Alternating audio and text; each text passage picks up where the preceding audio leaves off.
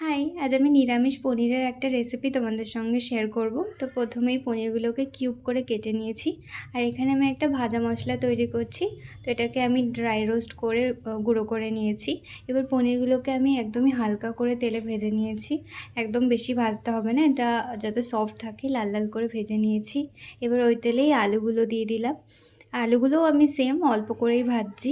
এবার আমি একটা পেস্ট বানাবো, যার জন্য আমি নিয়েছি আদা, কাঁচা লঙ্কা, টমেটো, পোস্ত, বাদাম। আর এটাকে একটা স্মুথ পেস্ট করে নিতে হবে। এবার দিয়ে দিচ্ছি তেলের মধ্যে কয়েকটা গোটা গরম মশলা আর রেডি করে রাখা এই পেস্টটা দিয়ে 10 মিনিট মতো ঢাকা চাপা দিয়ে রান্না করতে হবে, যতক্ষণ না পর্যন্ত তেলটা সেপারেট হয়ে যাচ্ছে।